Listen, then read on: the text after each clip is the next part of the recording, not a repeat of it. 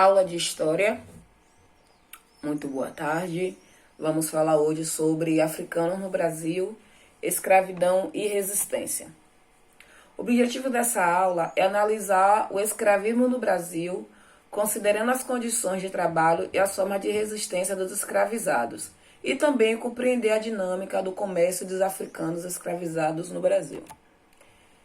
Como a escravidão interfere nas relações sociais do Brasil hoje? Você já parou para se perguntar isso? Você já parou para perguntar se existia escravidão na África antes do século XVI, antes do século XV, antes da chegada dos europeus no continente africano? O processo de exploração de milhares de escravos no Brasil, ao longo de mais de séculos, ainda reflete na sociedade de hoje, através do preconceito racial, da desigualdade social e de diversos problemas no Brasil. Como essa mão de obra foi utilizada aqui no Brasil? Como eles foram utilizados? A produção açucareira tinha grande demanda por mão de obra. A gente produzia açúcar, nossos engenhos eram os maiores que tinha, então tinha necessidade de ter mais funcionários. De início foi utilizada a mão de obra indígena escravizada, tá?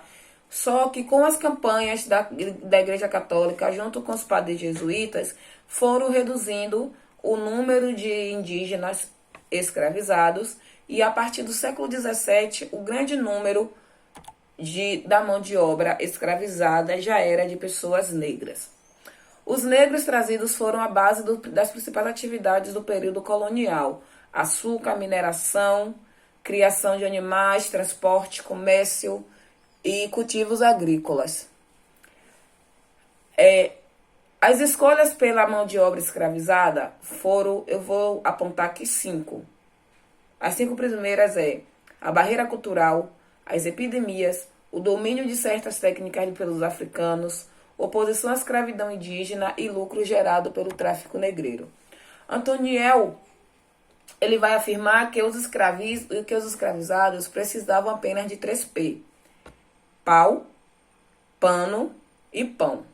Castigos físicos eram comuns. Vestiam os panos de terra. Normalmente os escravos de campos eram mais mal vestidos do que os escravos domésticos. A maioria dos africanos e africanos que foram trazidos para o Brasil vieram da costa ocidental da África.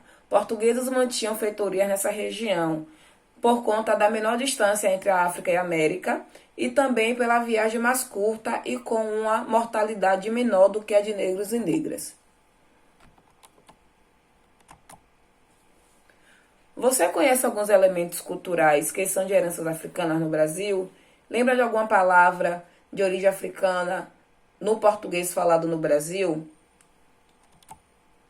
Vários são os elementos culturais do Brasil que têm origem africana: a capoeira, o samba, palavras como dengo, caçula, moleque, quitanda, comidas como quiabo, acarajé, farofa, cuscuz e outra. Salvador tem mais de 80% da sua população composta por negros e pardos, considerado assim a cidade mais negra fora da África.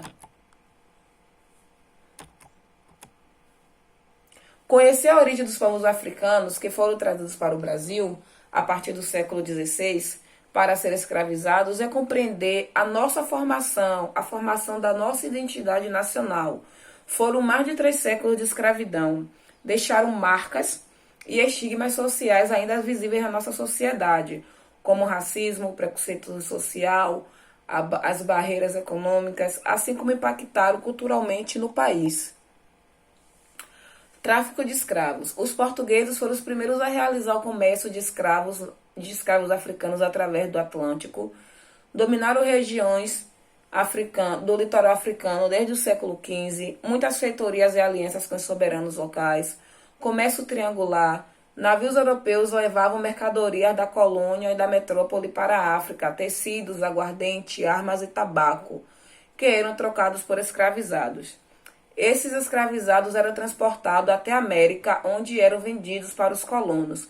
Estima-se que varia entre 10 a 20 milhões de pessoas foram escravizadas no Brasil.